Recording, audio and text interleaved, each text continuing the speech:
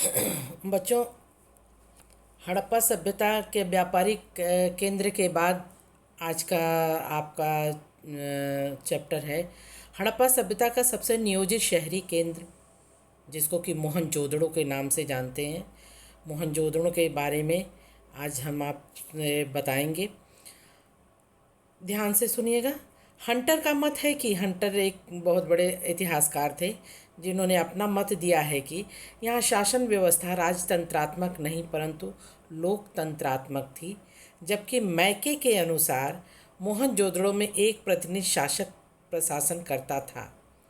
योजनाबद्ध निर्माण को देखते हुए अनुमान किया जाता है कि नगरपालिका जैसी कोई संस्था अवश्य रही होगी। हड़प्पा सभ्यता एक शहरीकरण सभ्यता थी, जिसमें मोहनजोदड़ो इनका एक प्रमुख शहर था। नगर नियोजन की व्यवस्था का वर्णन निम्नलिखित आधार पर किया जा सकता है। बस्ती एवं शहर निर्माण, इसके बारे में सुनिए। यह 125 हेक्टेयर में फैला एक विशाल शहर था। मोहनजोदड़ो में नगर का विभाजन निम्न दो भागों में हुआ था।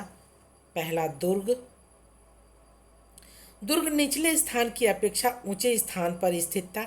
निचला नगर दुर्ग की अपेक्षा अधिक बड़ा व विस्तृत होता था। दुर्ग की ऊंचाई का कारण था कि भवनों को ऊंचे चबूतरे पर बनाया जाता था। निचला शहर। निचला शहर को दीवारों से घेरा गया था। धौलावीरा तथा लोथल जैसे शहरों की बस्ती पूरी तरह से किलेबंदी थी। कुछ मकान कच्चे तथा कुछ मकान पक्के बनाए जाते थे। हवा व प्रकाश का मकान बनाते समय पूरा ध्यान रखा जाता था। मकान एक से अधिक मंजिल के होते थे। भवन निर्माण के लिए जिन ईंटों का प्रयोग किया गया था वह निश्चित अनुपात में बने होते थे। मकानों में दरवाजे, खिड़कियां व रोशनदान, रसोई घर, स्नान गृह व आंगन भी होता था। स्नान गृह एवं रसोई घर से पानी निकासी की उत्तम व्यवस्था थी, जो गलियों की नालियों में जाकर मिलती थी। घरों के अंदर कुओं का निर्माण भी किया जाता था, जो प्रायः बाहर आने जाने वाले कमरे में निर्मित होते थे। उद्देश्य इसका यह होता था कि यह राहगीरों को ध्यान में रखकर बनाया जाता था।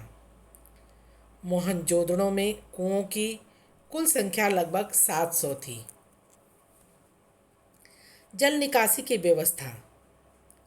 हड़प्पा शहरों की मुख्य विशेषता बेहतर जल निकासी पद्धति थी। सड़कों तथा गलियों में लगभग एक ग्रिड पद्धति का निर्माण किया जाता था, जो एक दूसरे को समकोण पर काटते थे।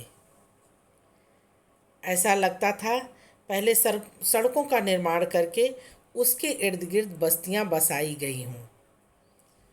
घरों के गंदे पानी का सड़क की नालियों से जोड़ना था, तो प्रत्येक घर के एक दीवार गली से सटा होना जरूरी था।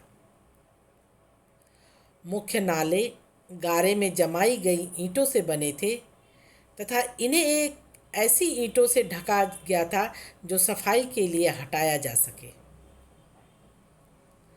नालियों के बीच बीच में हौदें बनी होती थीं, जिसमें नालियों का कचरा एकत्रित होता था और ईंटें हटाकर उस कचरे को साफ करके नालियों का जल प्रवाह बनाया जाता था।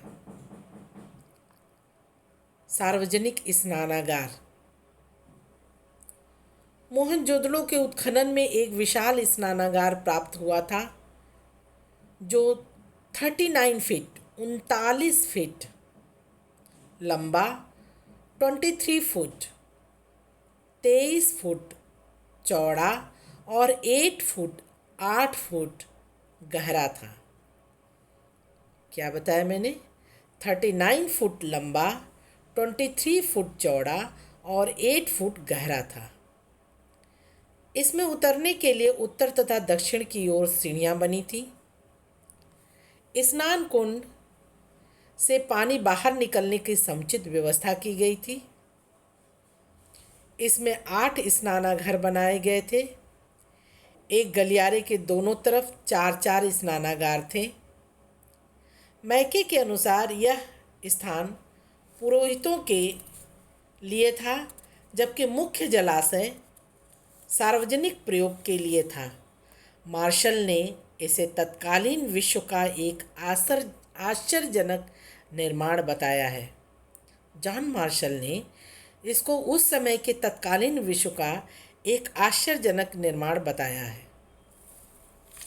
ठीक है बच्चों, आज इतना ही। कल इसके पतन का कारण बताएंगे परसों, और आप इसको नोट बना करके अपने आप संकलित करिए।